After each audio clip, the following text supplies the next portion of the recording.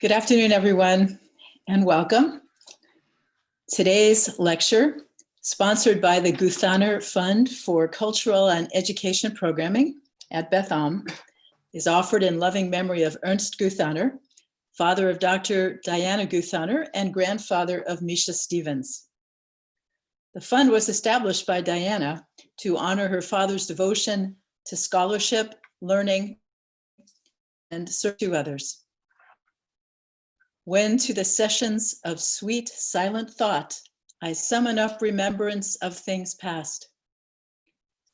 These words from one of Ernst Guthaner's favorite Shakespearean sonnets, later the title of Proust's 7-volume masterpiece, which Dr. Guthaner read in its entirety in French, are a fitting introduction to today's lecture. Today, we summon up remembrance of things past, to find inspiration in the life and legacy of the man we honor. As you know, if you've been to these lectures before, we are remembering an extraordinary person, a classically educated German Jew with both a medical degree and a doctorate in neurology, a dedicated clinician who was nearly arrested on Kristallnacht, but eluded capture and was able to emigrate to Australia, leaving behind his mother and brother. His father had died shortly before. Ernst rebuilt his life in Australia. He was forced to retake his medical degree and do a 3-year medical course. After graduation, as a German alien, he was only allowed to practice in a small, sleepy town in the middle of the country, radically different from the vibrant metropolis of Berlin. After the war, he was devastated to learn that no one from his family had survived. His mother, his brother Hans, his wife, and their young child had all perished at Auschwitz. Ernst absorbed himself in his family practice, working long hours and developing a fine reputation as a physician in Brisbane. He devoted his free time to learning, both classical studies and current affairs. Diane writes, despite his efforts to assimilate, he remained apart as an elegant European by virtue of who he was, a cultured intellectual, humble and understated, devoted to medicine and to literature, loved and respected by everyone who crossed his path. Today, our congregation honors the Guthaner family with special thanks to Diana, herself a dedicated physician, loved and respected by all those who cross her path. And we know that her legacy of generosity and service is carried on in the next generation by her talented son, Misha, who grew up here at Beth Am, and who brings to his work in the tech world and in the theater his own wide-ranging, curious, and creative mind. Each year, the Guthaner Lecture offers us an opportunity to expand our understanding of Jewish history and culture. Today's lecture offers us a fascinating look at Jewish humor, a topic that I think everyone will find especially welcome in the current climate. And we are very grateful to our guest speaker for her willingness to present her lecture in a different format. We have the pleasure of learning today from Professor Gabriella Safran, the Eva Chernov-Loki Professor of Jewish Studies at Stanford, where she teaches in the Department of Slavic Languages and Literatures. Professor Safran earned her undergraduate degree at Yale and her PhD at Princeton. She has been at Stanford for 22 years and has been honored there with the Dean's Award for Excellence in Teaching, as well as many other fellowships, awards, and prizes for her work. She has published widely, authoring books and articles about Russian and Yiddish folklore and culture, including Wandering Soul, the Dybbuk's Creator, a biography of S. Ansky. She's currently finishing a book about how mid-19th century Russian writers listened to and recorded the voice of the people. And she's beginning a new book about the transnational prehistory of the Jewish joke. Her presentation for us today is called, Do Jewish Jokes Make People Jewish? Welcome, Dr. Safran. Thank you. Can you all hear me? No? Yes. Yeah, all is Yes. good. All right, excellent. So I want to start out just by thanking Rabbi Martyr and Rachel Tash and the Beth Am community for inviting me today and for giving me the opportunity to experiment with giving a lecture on Zoom. I've taught classes via Zoom. I've never given a community lecture via Zoom. So this is an exciting chance to experiment. And indeed, part of what I'm going to be talking about is the relationship between Jewish humor and modernity, Jewish humor and the kind of modern world of technologically mediated forms of communication. So I think it's kind of appropriate for me to have the chance to experiment in this way now. Okay, so I want to use my time with you all to try out some ideas that I'm hoping to put together into a book project. I'm just kind of wrapping up another book project and hoping to soon really begin to work on this project on the kind of prehistory of the Jewish joke or the history of Jewish humor. And I know that some of you have already sent in some of your jokes, some more Jewish jokes that I think we're going to have Rachel Tash read at the end of this talk. In general, I am a big collector of Jewish jokes, so I would welcome hearing any jokes you have. If you send them to Rachel and Rabbi Martyr, that would be great, and they can read some of them out loud. And if you come up with more jokes at any point in the next, years, please email them to me. I am eager to hear them. So I actually want to begin by telling a joke. I'll tell a joke and then I'll talk a lot about that joke and about Jewish jokes in general. And then I'll tell some more jokes and the proportion of jokes to explanation is going to shift. So you'll get more jokes and less explanation. So this is a joke that I heard a few years ago from a woman at Colamet, where I'm a member. And you're not going to see it on the slideshow. So pretty soon Rachel's going to share a slideshow and you're going to see some of the jokes I tell on the slideshow, along with a lot of other kind of names and dates and historical explanation and theories about humor. All of that is going to be on the slideshow. I'm only going to put the jokes themselves on the slideshow if I think they're not really funny anymore. For jokes that are actually still funny, I feel that they need to be told orally, and if you read them, you somehow don't get the same experience. So this joke at the beginning is going to be just oral, and then some of the jokes at the end that I think are still funny are going to be just oral. So here's the first joke. My grandfather immigrated to the United States from Russia at the start of the 20th century, and he went into business and he did well. And so he decided he was going to book passage on a steamship and go back to Russia and visit the people he had known in the old country.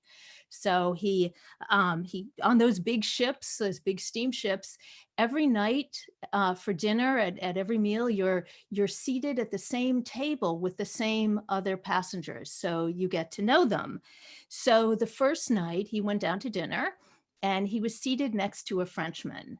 And before they started to eat, the Frenchman turned to him and said, "Bon appetit." And my grandfather said to the Frenchman, "Goldberg." The next night, the same thing happened. My grandfather went down to dinner. He sat down. There was the Frenchman. The Frenchman turned to him and said, "Bon appetit." And my grandfather said, "Goldberg." My grandfather was a smart guy, and he started to think, maybe Bon appetit is not the Frenchman's name. Maybe it means something else. So he went to the purser and he said, "What is Bon appetit? Tell me." And the purser explained, and my grandfather said, "Ah."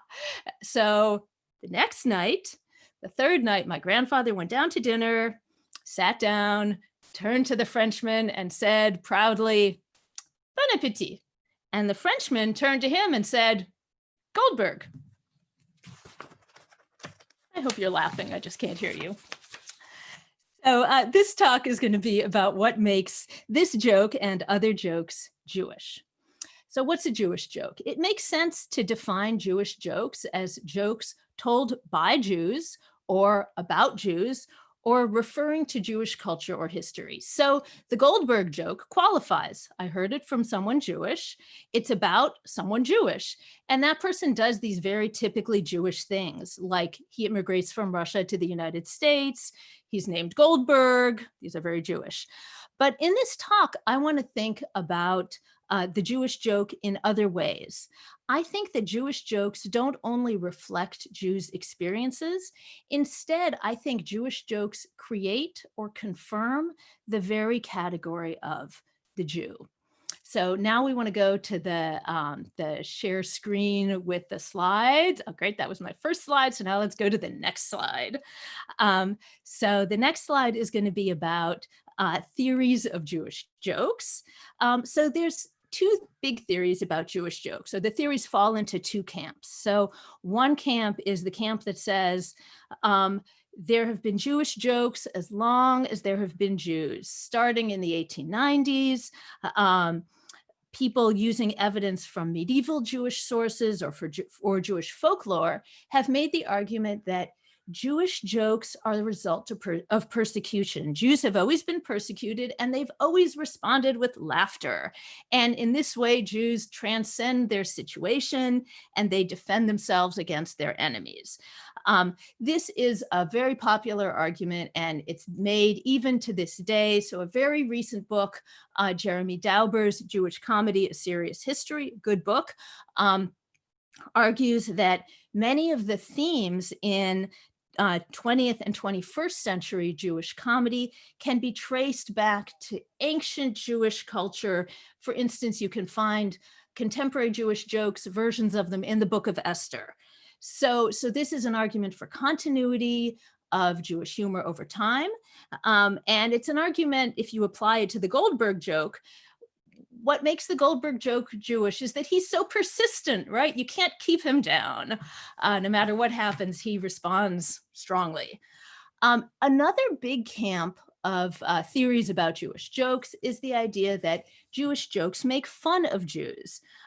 Sigmund Freud in 1905 famously says, I do not know whether there are many other instances of people making fun to such a degree, people, it should say, making fun to such a degree of its own character. So Freud thinks there's something very distinctive about Jewish humor, and it's that Jews make fun of themselves.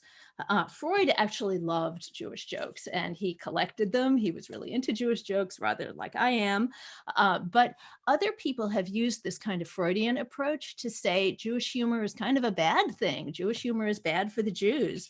And when people tell jokes making fun of Jews, this is a kind of vehicle for anti-Semitism, or at least for disrespect for the Jews. This argument also persists to this day. You see it in Ruth Wise's 2013 book, No Joke, Making Jewish Humor, where Wise argues that now that Jews have their own state, the state of Israel, they should stop making the kinds of jokes that make them seem different from other nations. From that perspective, what's funny about the Goldberg joke is that it makes fun of Goldberg for not knowing French.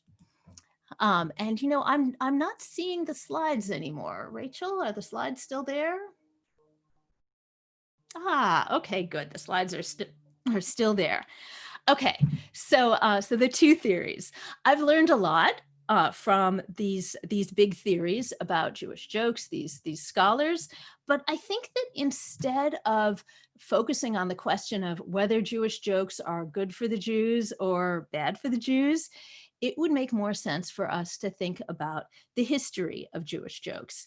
And in saying this, I'm following some other scholars writing in the 1970s and 80s who argue that Jewish humor changes significantly over time, that it arises in different times and different places for different reasons.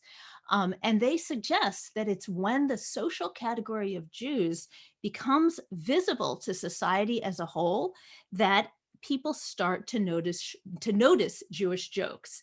And this is really my argument too. It's when it matters that people are Jewish that Jewish jokes become a significant genre inside a given linguistic culture. So I think Jewish jokes especially start to matter. Let's go back. Good. I think Jewish jokes especially start to matter when they become a popular commercial culture phenomenon. Popular commercial culture is something that starts in the 19th century when you get a lot of people with leisure time and the money to pay for entertainment. And these people go to cheap stage performances, they buy newspapers, they buy books. It's a time of migration, urbanization, and it's a time of kind of technological boom. So I'm talking about the mid-19th century when paper gets cheaper, it's being produced mechanically, and you start to get steam, the steam revolution, steam powered printing presses that produce books cheaper and faster. And steam also drives the trains and steamships that allow for the faster movement of people. People who are taking trains tend to want entertainment to pass the time on trains. So train travel fosters the growth of cheap literature. And among the cheap literature that people buy and read on trains in mid-19th century is joke books. The mid-19th century is, of course, also a time of tremendous change for European Jews. Some Jews move out of shtetls into bigger cities in the Russian Empire and the Pale of Settlement. Some move to German-speaking cities beyond the Russian Empire, and some move out of those German-speaking cities to the United States or England, Canada. Among the people traveling on trains and steamships and buying cheap printed material are, of course, Jews. So it's not surprising that this new popular commercial culture phenomenon of the mid-19th century includes depictions of Jews as newcomers to cities. From that perspective, the Goldberg joke is about the reality of Jews in the early 20th century, Jews traveling by steamship, Jews learning new languages. It's something that Jews really are doing.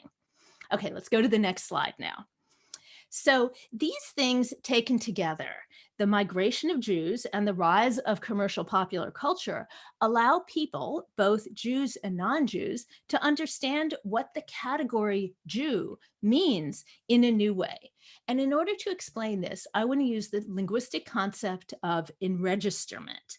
So the linguistic anthropologist Asif Aga uses this term, enregisterment, to describe the ways in which a linguistic repertoire becomes differentiable within a language as a socially recognized register of forms. That sounds very academic, but what it means is that, we English speakers, we know that we associate certain ways of speaking English with certain social categories. We hear British English, we hear high-class British English, and we think, oh, that person is very educated and very high class, possibly even snobby.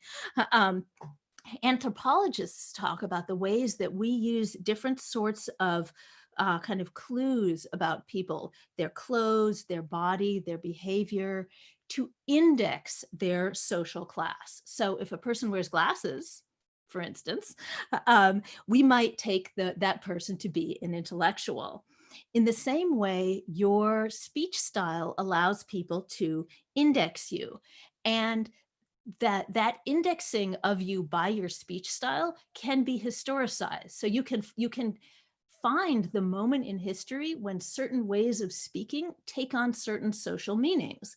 So this is the case with high-class British English, or what the Brits call received pronunciation, right? Received pronunciation is something that's circulated in the mid-19th century in etiquette manuals and the penny press and the novels of Dickens. And it's as the received pronunciation is circulated in this way that it's enregistered, and that British people start to think, oh, that way of speaking has this kind of social meaning.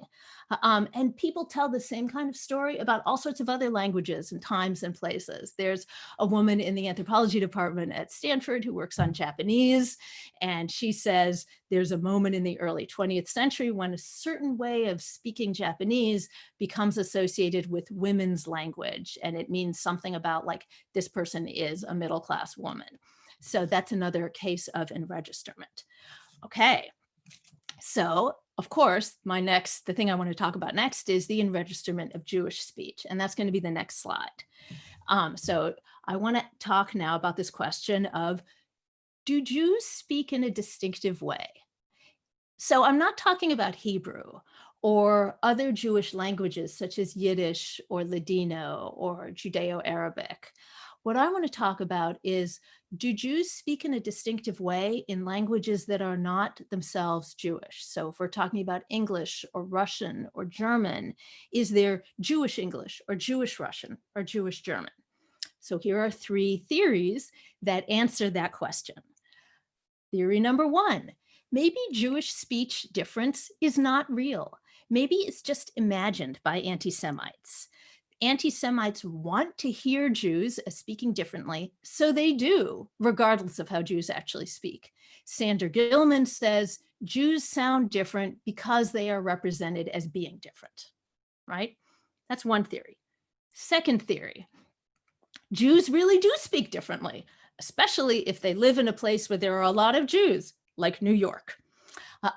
So the famous linguist Deborah Tannen has studied Jewish speech, especially the speech of Jews from New York. And she says that that speech has certain characteristics: fast pacing, interruption, emphasis on the speaker's emotions, and high volume. These are the characteristics of Jewish speech, she argues. Another linguist, also named Deborah Safran, studied the Jews of Philadelphia, and she says Jewish speech is real, Jewish speech style is real, and it's characterized by a preference for argument and disagreement. So that's theory number 2. And then theory number 3, also coming from a sociolinguist, Sarah Boonin-Benor, she argues that Jewish speech style is something that Jews and non-Jews use when they want to. They perform it for their own purposes. It's used selectively. So she argues that it's not that Jewish speech is used all the time. Jewish speech style is used all the time by all Jews. It's just used sometimes, and it can be used by non-Jews as well. All right, now I want to go back to that concept of enregisterment. I think we can isolate a moment in the 19th century when Russians, Germans, and other Europeans enregistered Jewish language as a speech style that's distinctive and that's characterized by loudness, prolixity, combativeness, emotionality, energetic gestures, those elements that Tannen and Safran notice and that Benor thinks Jews perform sometimes on purpose for effect. And it's the circulation of Jewish jokes on the stage or in cheap publications that make this, it's that circulation that makes this kind of enregisterment of Jewish speech style possible. So from this perspective, what's Jewish about the Goldberg joke is that it happens on a steamship. It's on a steamship that he's recognized as speaking in a Jewish way. He is part of that modern world of steam travel and circulation and the enregisterment of Jewish speech. So now that I've explained all these concepts, popular commercial culture, enregisterment, the idea of Jewish speech difference, I want to tell you what my argument is. I titled this talk, actually, I used to title this talk, I used to think of my talk as being, do Jewish jokes migrate? Because some scholars think that Jewish jokes do migrate, that the Jewish jokes of the 1840s told in Vienna are the ancestors of the Jewish jokes told in New York in 1900. But actually, I no longer think that's true. Really, I think Jewish humor becomes identifiable in different ways at different times. And that's part of the enregisterment of Jewish speech, as Jewish speech style becomes recognizable as a thing. I think that's why so many Jewish jokes are about Jewish voice and about whether Jewish voice is or is not recognized. That's why I've titled this talk, Do Jewish Jokes Make People Jewish? In the rest of this talk, I'm going to do three things. First, I'll give you a little history of the Jewish joke from the 19th century through the 1920s. Second, I'll talk about the ways that jokes about Jewish speech are told today. And in conclusion, I will suggest that the enregisterment of Jewish speech style, or any kind of speech style, can generate a kind of afterlife as people ask whether what seems to be the natural features of a group of people are actually changeable. So in a way, I'm going to end by talking about language learning, which is something that I think about a lot and I care about a lot. And I think it's part of our whole history of Jewish jokes. So next slide. I'm going to begin with the history. And as I told you, when I talk about these historical jokes that aren't very funny anymore, I put them up on the slides because I don't really feel like I'm losing that much by having you read them in advance, because you're not going to laugh that much anyway. So this history of the modern Jewish joke, I think, begins in Berlin in the 1820s. Actually, maybe even it begins earlier, like 1800. But in those first few decades of the 20th century. And you see it developed in the journalism of some well-known German Jewish writers, journalists mostly, Heinrich Heine, Ludwig Börne, Moritz Safir. Those people, those writers, were understood to be producing a very distinctive kind of Jewish joke, which in German is called Judenwitz, Jewish joke. And it's a joke that's characterized by, it's satirical, it's aggressive, it's cynical, it's connected to the market. So Safir produced this huge book of Jewish jokes, which I read painfully in my not very good German. And here's one joke from it. An officer fell off his horse on the open street. A nearby Jew said, "Herr Officer, that would not have happened to me." "What, Jew, are you a better rider than I am?" "No," answered the Jew, "but I would not have gotten on the horse." So this joke, not that funny, is kind of like the Goldberg joke in that it brings together two people from different backgrounds who kind of confuse each other. Okay, another chapter in the history of the Jewish joke happens in Budapest in Hungary in the 1860s through the 1890s. That's a time when there's a boom in Jewish humor on the stage and in cheap humor magazines. And it's a lot of Jewish jokes that are told or written in a register of German called Mauschel. So a kind of Jewish sounding register of German. This is a time when the Jewish population of Budapest uses German much more than Hungarian. They switch to use Hungarian in the next generation. The jokes that are told in this, the Jewish jokes told in Budapest in this period, I find them tremendously negative, tremendously anti-Jewish. They're jokes about Jews being ignorant, obnoxious.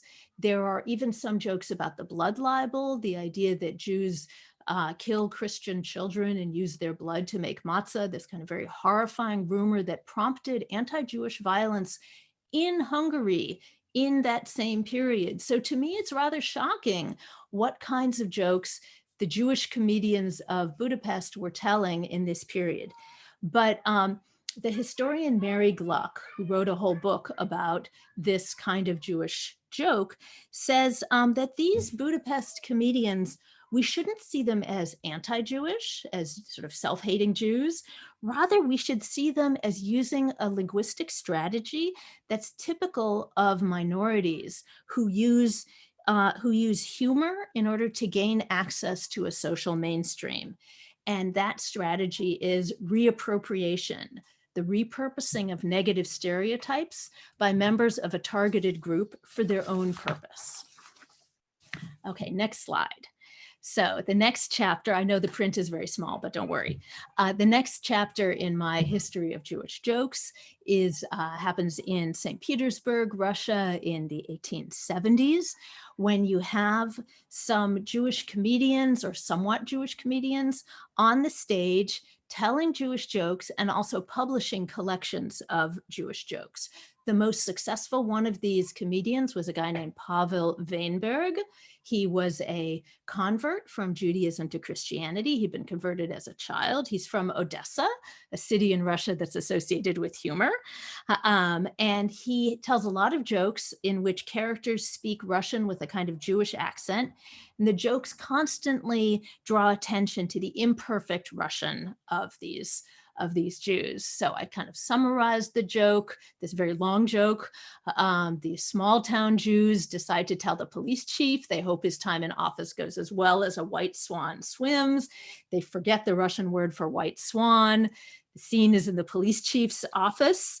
And so these Jews go to the police chief and they want to say, we hope your time in office goes well, but they forget the word white swan. And so they say, we hope your time in office goes as well as a chicken. And then another Jew says, what do you mean a chicken? It should go as well as a duck swims. A duck? You know, like a dog. What do you mean a dog? And then the police chief gets mad. He chases the Jews out.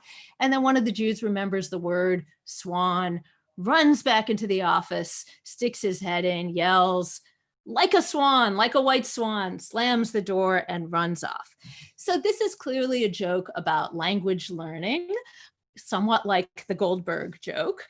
And it's a joke that was one of Weinberg's most popular jokes and also one of the ones he was attacked the most for. Next slide. So the next chapter of my story takes us to London in the 1890s. This is a point when Jews from Eastern Europe are starting to migrate to England. And people in England had thought that Jews were very gloomy, that they were very serious, gloomy kind of people. But Herman Adler, the chief rabbi of Britain in 1893, says, no, no, no, Jews have a faculty for saying witty and humorous things. And he says this is because they've faced persecution. So he's part of that camp that thinks Jewish humor comes from persecution. Next slide. So the next chapter of my story, the Jews get to New York, finally. They migrate to the New World, especially from the Russian Empire post 1881-82. The first migration of Jews to the United States, I'm sure you know, was actually not the Eastern European Jews. It was the German Jews who came after 1848. But actually, the arrival of German Jews in the United States did not trigger the publication of Jewish joke books. That had to wait for people to recognize Jewish speech as funny. Jewish speech gets recognized as funny in the US only in the 1890s, when the Eastern European Jews come. And it's at that point that you start to see the publication and circulation of books of Jewish jokes.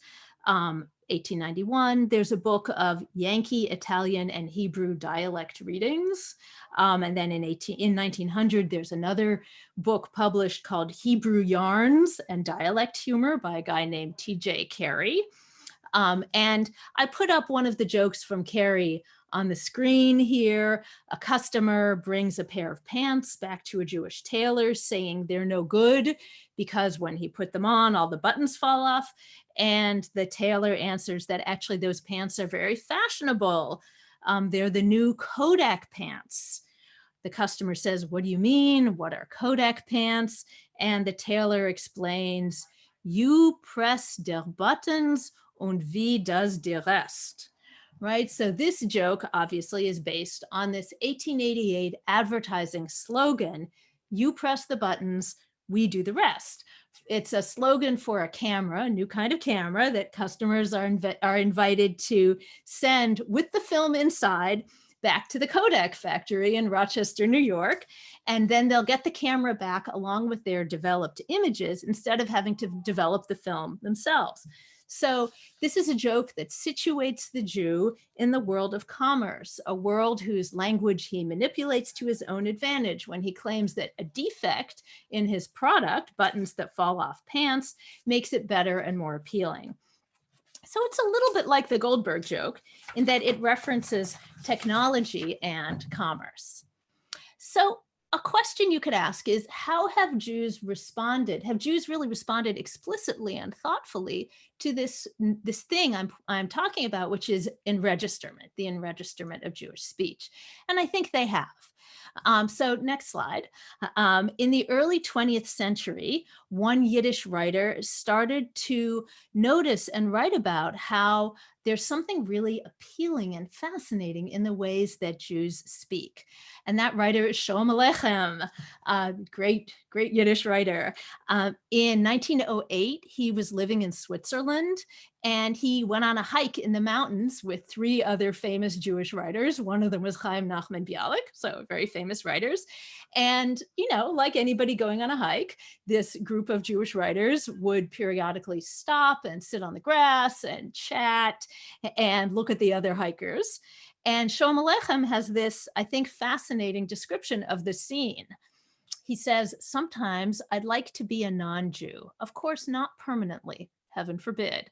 I just mean for a little while. And I'd look with my non-Jewish eyes and see, what is it like when Jews are going and talking and making a racket and debating and waving their hands around?" I mean, doesn't it seem that would be a very interesting picture? A completely ordinary conversation would certainly appear to me as though we were fighting and quarreling. Almost everyone we saw during our travels, he means the hike, including Frenchmen, Germans, and Englishmen, paused and looked at us with wonder, as though we came from who knows where and were wearing who knows what kind of clothes. I think it was because we spoke just a bit too loudly, and also partly because all 4 of us spoke at once. To speak all at the same time is an art that only we Jews possess. So Shalom Aleichem comment, I think, is part of a pattern. Early 20th century Jewish writers, especially Russians, Russian revolutionaries, Russian writers, are beginning in this period to really valorize Jewish speech style, to depict it as embodied, loud, emotional, kind of excessive, but also for that reason somehow appealing. So this period that I've been talking about in the development of the Jewish joke draws to an end in the 19-teens. Even well before that, some Jews had opposed what they saw as the negative portrayals of Jews on stage and in print. In 1897, Theodor Herzl attacks the comic use of Jewish register or maushel. He saw Jewish jokes, and especially dialect jokes, jokes that use maushel, as degrading to Jews. Striking the same note, Russian liberal and Jewish journals attacked Weinberg's joke, and they especially, as I told you, attacked the white swan joke. They thought these jokes were dangerous and disrespectful to Jews. This same kind of opposition to derogatory Jewish jokes spread in the 1910s when American Jewish pressure groups began to campaign against what they called the derogatory characterization of the Jew in the theater, in vaudeville, and they succeeded in pushing the more grotesque Jews off of the stage. And in the Soviet Union, this happens even more dramatically. The Bolsheviks respond to the horrifying violence against the Jews during the Civil War era that followed the revolution. They respond by telling all Soviet citizens that they have to avoid anti-Semitic speech. Next slide. So the Soviet directive that you have to avoid anti-Semitic speech generates its own jokes, in which, such as these 2 jokes, in which someone wants to tell a Jewish joke, remembers he's not allowed to, and therefore mechanically substitutes Chinese people for Jews. So you have these jokes. These are real jokes that were collected by a folklorist. So people really told them. Jokes like, 2 Chinese men come out of a synagogue, or 2 Mandarins are going down the street in Peking, and one turns to the other and says, "Nu, Chaim." There's other jokes of this kind that are kind of a response to the the directive to avoid anti-Semitic speech, where Russians are told they can't use the negative word for Jew, Žid or Yid, and instead they have to use the polite word for Jew, Yevrei. And then thus they begin to substitute Yevrei for Žid, even when Žid is just a particle in another word and it doesn't have anything to do with the meaning Jew. For instance, the word I wait, ожидаю, doesn't have anything to do with Jews. Instead of that, people start to say a еврееваю, which means nothing at all. So, so you have the situation in the US, in the Soviet Union. It's at this time in the 1920s that Yiddish folklorists who have been collecting Yiddish folklore from like the 1890s, finally, and they've been publishing collections of Jewish folklore, they finally start to publish collections of Jewish jokes. Immanuel Olsvanger publishes his first collection of Yiddish jokes in Basel in 1920, and Shlomo Bastomsky publishes a series of collections of Jewish sayings and jokes in Vilna in the 1920s.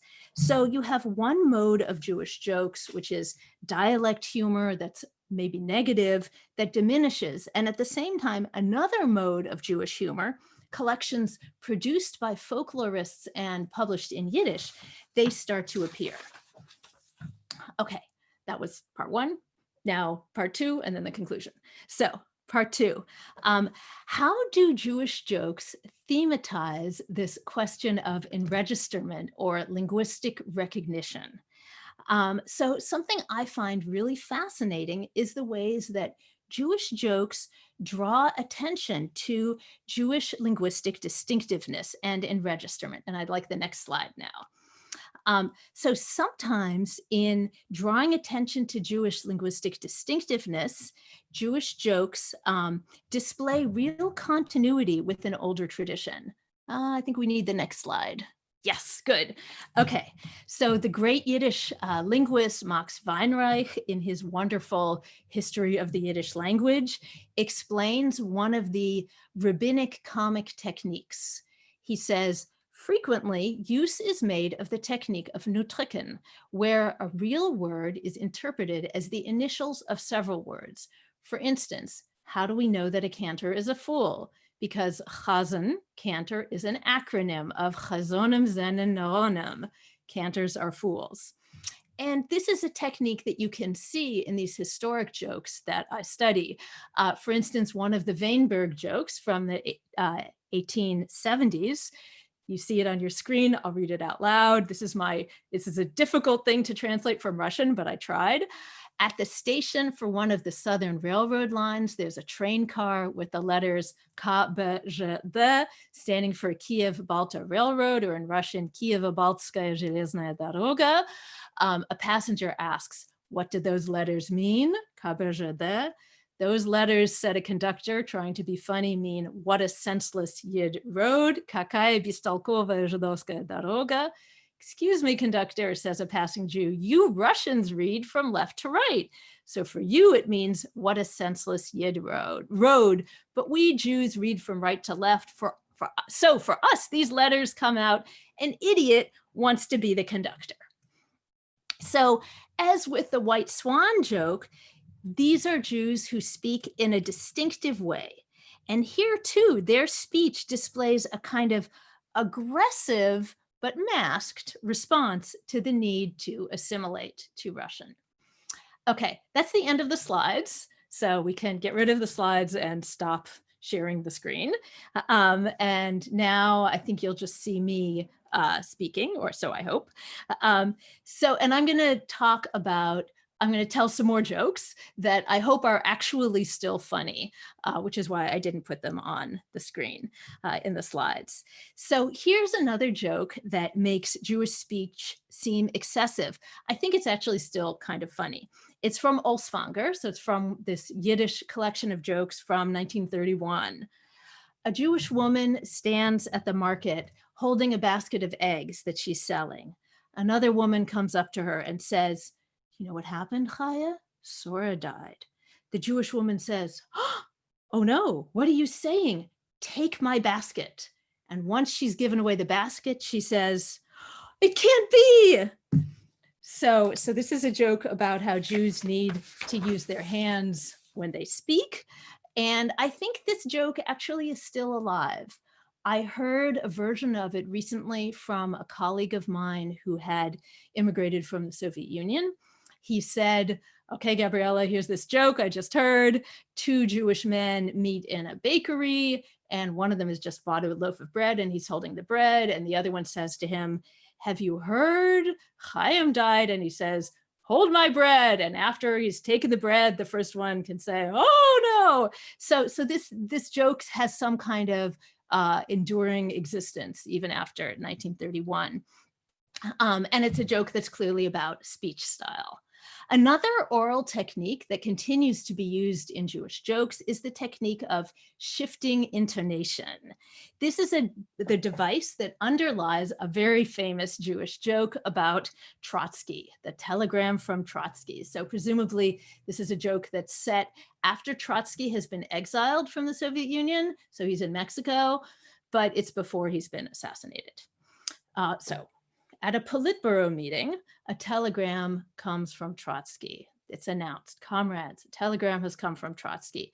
And Stalin says, I will read the telegram. So picks up the telegram and he reads it.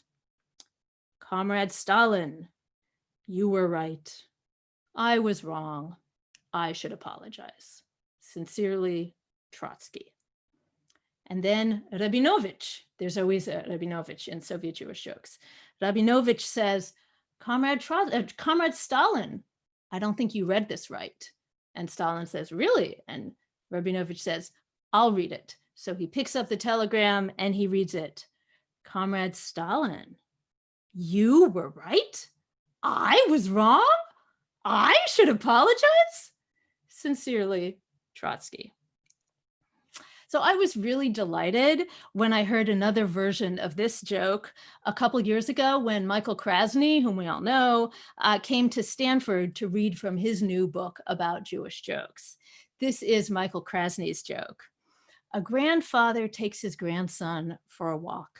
They stop in front of a small lake with a big sign saying, "No swimming allowed," in large block letters. Below these words, the warning is repeated in even larger letters with an exclamation mark. The grandfather takes his grandson's hand and says, "Come on, we're going to go swimming." The grandson is incredulous. "But Grandpa," he says, "it says no swimming allowed. It even says it twice." The grandfather replies, "No, it says no swimming allowed? No, swimming allowed." So the linguist Max Weinreich says that Jews speaking all different languages use this kind of rising intonation. So he says this is a speech characteristic of Jewish speech. We could also see this joke as being about a feature of rabbinic speech, which is so something that you do when you study Talmud is that you voice an ancient text that has no punctuation. So you voice it in one way and then another, trying to figure out where the punctuation would have been. And so I think these jokes in which someone is kind of playing with punctuation have something rabbinic about them. I actually got this idea from my colleague at Stanford, Charlotta von Robert. She is our specialist in rabbinics, and I think it's a very persuasive idea. I also, in Michael Krasny's joke about the grandfather and the grandson and the swimming, I hear the same kind of masked hostility, the same kind of over-enthusiastic, but simultaneously sort of obnoxious learning of a new language that I also hear in the Kiev-Balta Railroad joke, and I hear it in the Goldberg joke.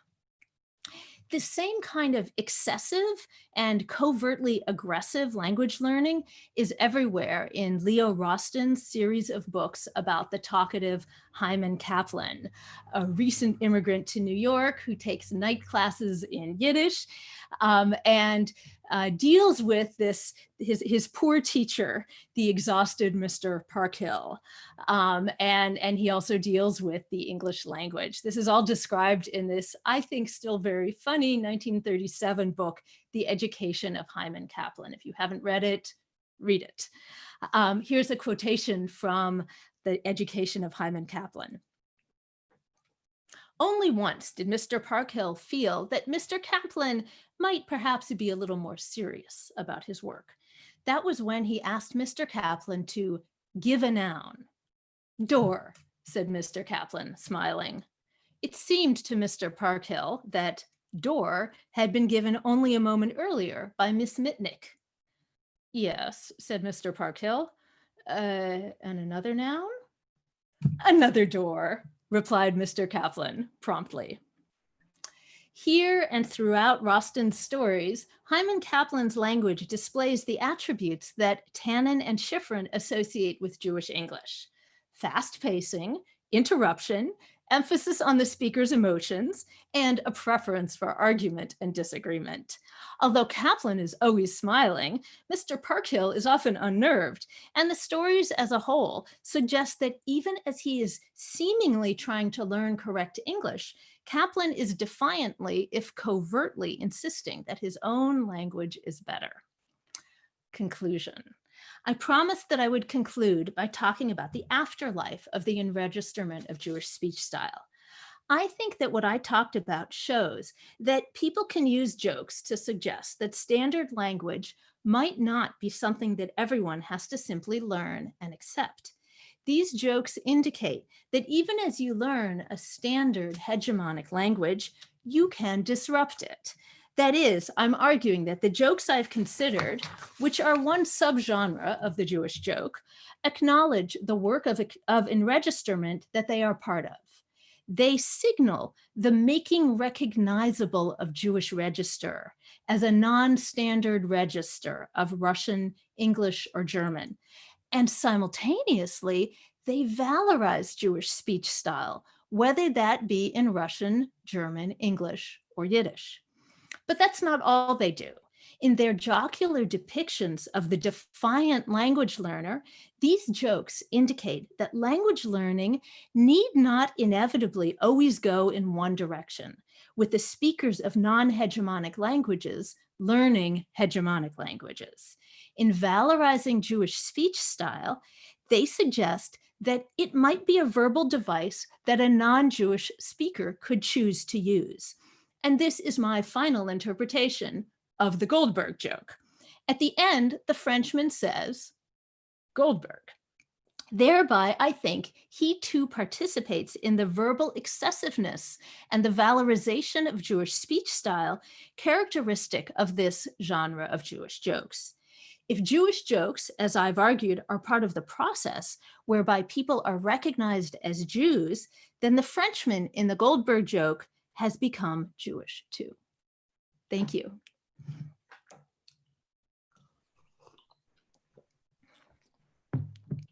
So I want to move now to a different stage in this talk or this event. I want to hear some of your jokes. I know that some of you have sent in some jokes you were invited to, and you've sent in some Jewish jokes. And I believe Rachel Tash is going to read a selection of them. And then I think there will be time for questions. And I understand that Rabbi Martyr is going to sort of field the questions. I'm very happy to answer whatever questions you have. And let me say that I'm not sure how much time we have. I'm sure we'll eventually run out of time. If there's Jewish jokes that you want to send me or that you want to share, please send them. I am very findable. I am reachable by email. I am very interested in collecting Jewish jokes. So at any point over the next, months, years, please, if any good Jewish jokes come to mind, please send them to me and I will be grateful. But for now, let's hear a few more jokes and then there will be a little bit of Q&A. Great. Thank you so much, Professor Safran. Just on behalf of the whole Beth Am community, and especially let me extend the gratitude of the Guthaner family, Dr. Diana Guthaner, who's been watching and participating with us today as well. I'd also just like to encourage anyone who would like to submit a question, please send an email to questions@betham.org. That will show up in Rabbi Martyr and my inbox right now, so we can field the questions that way. And I wanted to thank everybody who did already submit some jokes. I don't know if I'm going to do them justice, but I'll try a few. Maybe I'll get the intonation right, maybe not. I tend to like the ones that speak to what I see as the universal. So one joke that came in from Randy, thank you for sending that, said, the one about the 3 women of a certain age who meet in the park. One says as she sits down, "Oy." The second one sits down and says, "Oy vey." When the third one takes a seat, she says, "I thought we agreed not to talk about the kids." Always like that one. Another one that came in from Sandy. Sandy, thank you. I think you get the award for submitting the most suggestions, is a story about mealtime on LL. You've all flown on LL, perhaps. So it was mealtime during a flight on LL Airlines. "Would you like dinner?" the flight attendant asked Moisha, seated in the front. "What are my choices?" asked Moisha. "Yes or no," answered the flight attendant. So another one about Moisha, he shows up a lot. I guess it's like the Rabinovich. Moisha is driving around in Jerusalem. He's late for a meeting. He's looking for a parking place and he can't find one. In desperation, he turns towards heaven and says, "Lord, if you find me a parking place, I promise that I'll eat only kosher, I'll respect Shabbos and all the holidays." Miraculously, a place opens up just in front of him. He turns his face up to heaven and says, "Oh, never mind, I just found one." That's a good one. Now, here's a story about philanthropy. A visitor to Israel attended a recital and concert at the Moskowitz Auditorium. He was quite impressed with the architecture and the acoustics. He inquired of the tour guide, "Is this magnificent auditorium named after Chaim Moskowitz, the famous Talmudic scholar?" "No," replied the guide. "It's named after Sam Moskowitz, the writer." "Never heard of him. What did he write?" "A check," replied the guide. So maybe I'll share one more and then we'll see if any questions have come in. This one's called Hanukkah stamps. A woman goes to the post office to buy stamps for her Hanukkah cards. She says to the clerk, "May I have 50 Hanukkah stamps, please?" "What denomination?" says the clerk. The woman says, "Oy vey, my God, has it come to this? Okay, give me 6 Orthodox, 12 Conservative, and 32 Reform." You guys have some good jokes out there.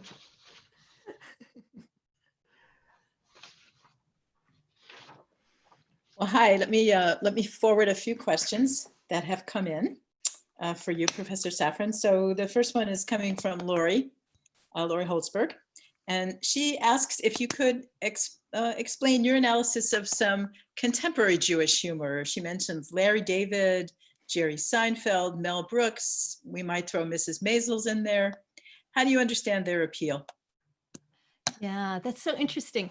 I mean, I admit I know more about the earlier material, but I do think that there's a kind of continuity that you can see very strongly with Mel Brooks. I think Mel Brooks is, in a way, I read him, I hear him as someone who's really working with that notion of a speech style. And you see it in the, what is it, 1,000-some-year-old man, especially, right? Where so much of the humor is about the sound of his voice.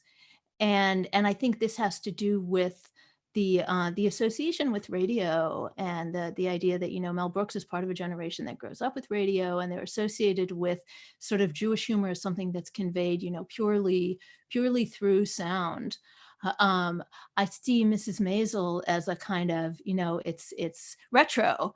So she's hearkening back to that period of Jewish humor, the kind of point when it's about the sound, and it has still the memory of migration in it, right? So I think for Mel Brooks is really I think he's born in the US, but his parents are born in Eastern Europe. So he's part of that generation of of comedians making fun of how their parents talk, which is a kind of comedy that I think we see a lot of in the US. Non-Jewish ethnic comedians are very intrigued by this, what can you do with how your parents talk, right? So we see Mel Brooks really, really working with that. Mel Brooks also is tremendously influenced by Russian literature and by this whole kind of Russian language humor, which he writes about, I think, in really fascinating, moving ways. So he really comes out of this tradition. Mrs. Maisel, she's not, this is already a generation away, 2 generations away, but she's sort of hearkening back to that. Larry David, that's something different. This is part of a kind of mid-century, mid-20th century, 1960s kind of moment in Jewish humor that's very much about outrageousness and kind of what can you do with something really with sort of being beyond what's allowed. This is already sort of something else. And then I think Seinfeld, yeah, I mean, I see the Seinfeld humor. It's not about accent. It's not about migration. It's not about language learning. The Jews in Seinfeld all speak perfectly good English. There's never a question, do you not speak English well enough? It's not about assimilation exactly, but it's about kind of the memory that those things used to be at issue and what can we do with that memory? So let me offer a few more here. One of these is sort of a combination of my own question and a question that Natalie put forth.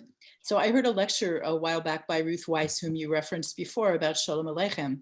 And she argued in that lecture that this technique of sort of laughter through tears, of making jokes about persecution and suffering and responding to it with irony and sarcasm and humor is not a characteristic Jewish technique. She said, if you look back at Jewish history, Jews have responded to persecution with anger, with despair, with reassertion of faith, but we don't see this laughter through tears response until we see Tevye, the character created by Shalom Aleichem in the late 19th, early 20th century. So my question is, number one, do you agree with that is something that entered the world of Jewish humor with Tevye? And the Natalie question is something about the Jewish people or Judaism that creates this strategy of laughing at persecution, or do we see this in other persecuted groups? She said, you don't hear about the great Armenian comedian down at the Improv, despite the genocide. So that's the question. Yeah. Okay, these are great questions. Okay, is Ruth Wise right? Yes and no. I think that where I agree with Ruth Wise is that she wants to historicize Jewish humor, and she wants to say this isn't something that's characterized the Jews through, from beginning to end, she disagrees with the argument that Jewish humor has sort of been with us since the Book of Esther. So I agree with her there. I think that Jewish humor can be and should be historicized, that different kinds of Jewish humor arise at different moments for different reasons. It's not all the same. I disagree with Ruth Wise that it starts with the Tevye stories. I think that it starts much earlier and that Shalom Aleichem is responding to Jewish humor that already exists in Yiddish, in Russian, in German. I think it comes from some earlier things. I also disagree with Ruth Wise in the kind of negative way that she sees Jewish humor. I think she fundamentally doesn't like Jewish humor. I mean, she gets that Shalom Aleichem is wonderful. I mean, who wouldn't love Shalom Aleichem? And she writes about Shalom Aleichem. I like her earlier work better than her later work. But she's kind of turned off by Jewish humor and she finds it unhealthy. And whereas I feel that this is a strategy that should be historicized, but then it can be respected. It works in its moment for people who are living through what they're living through at that moment. And I appreciate that. Do non-Jews laugh at persecution? Yes, I really think they do. I don't think this is just something Jewish. If you look at the Russian or Soviet context, there are actually tons of Armenian jokes. There are whole genres of Armenian jokes, Armenian joke books. I'm putting together a panel on jokes for a Slavic conference with a friend of mine who's Armenian. So this is a big thing. I think if you think about the position of African Americans in contemporary humor and indeed in American humor since the 19th century, I think this idea of laughing at, sort of getting some humor out of persecution, out of suffering, and also the idea of reappropriation, taking the negative things other people say about you and then using them for your own positive purposes. I think many, many other people do this, not only Jews. Thank you. So Carrie Yarkin asked if you could comment on Charlie Chaplin. She didn't specify what aspect, but I'm not sure if she means his mockery of Hitler or the little man getting crushed, but Charlie Chaplin. Charlie Chaplin, you know, in Russia, everyone believes that Charlie Chaplin is Jewish. He's not, but people really think he is, especially Russians think he is. And I think that's because of this kind of, this idea of a certain sort of Jewish humor that has to do with a sort of self-mockery that we see Charlie Chaplin doing. And what I think is so fascinating about Chaplin is that he does it without language. So I've been talking about all the ways that you can use language, you can use words, verbal art to create Jewish humor and perform Jewish humor. And I think it's a really fascinating thing that Charlie Chaplin uses his body to perform Jewish humor without being Jewish, but he's still recognized as performing Jewish humor. Amazing. So first of all, Sandy wants you to know that Mel Brooks's mother was born in the US. She said he comments on that in a special, so that's for future reference. Thank you. And we have a question here from Lisa Whitmore, who is a scholar of German literature, by the way. And she says, does your scholarship lead you to compare and contrast with other cultures and registerment? Did you find any interesting comparisons? Well, I feel like I know more about Jews. So I want to know about other cultures and registerment, but I'm not myself going to do that work. I like to, so that's why I got my friend Bella Grigorian to work with me on setting up this this panel so that she can talk about the enregisterment of Armenian Russian and I can talk about the enregisterment of Jewish Russian. But it is something that so in reading about the American context, I find that enregisterment happens with multiple registers simultaneously. So it becomes meaningful to say Jewish English is a thing at the same time when it's meaningful to say Irish English is a thing, or African American English is a thing, or German English is a thing. So it's for this reason that you get this phenomenon of these joke books that have multiple jokes from multiple ethnicities simultaneously. So in the US, you get, from the early 20th century, you get the publication of joke books that have Irish jokes and Jewish jokes, or Irish jokes and Polish jokes and Jewish jokes. And at the same time in the Russian Empire, you get the publication of jokes books that have Jewish jokes, Armenian jokes, Ukrainian jokes, German jokes. And it's so interesting how both in the US and in Russia, certain groups are recognized as speaking in a funny way and others are not. So there's in the Russian Empire, at the period when there's Ukrainian jokes circulating, there are not Polish jokes. You know, Polish jokes are a later American phenomenon. They're not a Russian phenomenon. And I think that's because Ukrainian style Russian isn't registered when Polish isn't. So the answer is yes to that question. I think there's some discussion in theories of jokes of complicity between the one who tells the joke and the listener and the butt of the joke. How much does it matter who tells a joke about Jews? It matters tremendously. It's so important.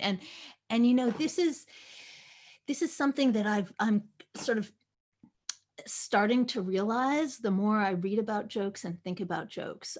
When I first started this project, I really wanted to be able to distinguish between positive jokes and negative jokes. I really wanted to be able to say, this is an anti-Semitic joke. And this is the kind of joke that Jews would tell about themselves, and it's fundamentally, warm and celebratory and positive. And what I discovered, and I think what the scholars that I really respect who write about this discover, is that anything can be negative if it's told in the right way. And anything can be positive if it's told in the right way by the right person to the right audience. It's unbelievable how much it matters who tells it and to what audience. So in an entirely Jewish environment, speaking about Jews to Jews, Jews can tell jokes that seem very anti-Jewish, and they're received as not anti-Jewish. And in a non-Jewish context, a non-Jew can tell a joke to another non-Jew that appears to be sort of pro-Jewish, philo-Semitic, and it comes across as very negative. So there's this very complicated dialectic. This question of what about the sort of butt of the joke, right? Like the sort of the third person, Freud says, right? So Freud talks about how, so Freud has this fascinating book from 1905 about humor, it involves a lot of Jewish jokes, but has a lot of other stuff about humor also. And he's very interested in the way men talk about women, the way like two men one might tell a joke to another, and the butt of the joke is the third person, who's a woman who's present and is silent. And that is, he's Freud, he's onto something, right? That definitely is a thing. It's not exactly the thing that I'm studying, right? What I'm intrigued by is this circulation of jokes in a somewhat more popular sort of commercial public way, like jokes in joke books and jokes told from the stage. So that doesn't give me the opportunity to look at those moments that Freud looks at, where you have the hearer, the speaker, the listener, and the third person. I'd love to find more, data that allows me to think about that phenomenon too. So do you think some of the outrage that greeted Philip Roth, for example, when he published Portnoy's complaint, had to do with the fact that it was published to a general audience and was not delivered at some kind of all-Jewish fundraising event? Yes, for sure. But also it has to do, it's a moment, right? So that's that kind of 1960s moment when, he's the next generation. It's not about any kind of anxiety that his English isn't good enough. He can really, he's interested in a kind of aggressiveness almost for its own sake. Whereas with Leo Rosten, I think the aggressiveness of Hyman Kaplan is masked. It's concealed. It's a little bit like the aggressiveness of Goldberg. It's subtle. It's there, but it's deniable. He preserves deniability, whereas Roth has no need to preserve deniability. He's just aggressive, right? So I see this as kind of another stage historically. So maybe just to finish up, just two. Allison had a question about if you have any comments about intonation. I know you spoke about intonation already, and that I just wanted to see if you had any additional thoughts about how that contributes to Jewish humor. I mean, I said the thing I think I've really figured out about intonation, which is we have all these intonation jokes and they're awesome. Is the question something like, do Jews have specific intonation, or is the question, does intonation matter for jokes? Let's say it is about, do Jews have specific intonation? I do know another joke about intonation. Should I tell it? So I think maybe I've answered the question about intonation. Do Jews have specific intonation? So the question about do Jews have specific intonation, Weinreich, some other people say there is Jewish intonation that's cross-linguistic, that you really hear in multiple different languages. Maybe. I'm not 100% sure. I don't hear it.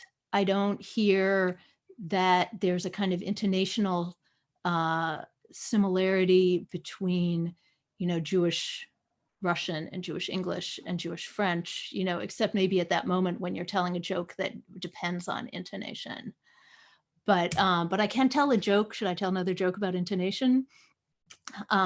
So this is a joke probably some people have already heard, but I really like it. So it's another train car joke. So someone gets into a train car and there's a group of people already sitting in the car and squeezed onto one side and the other side, and they're facing each other.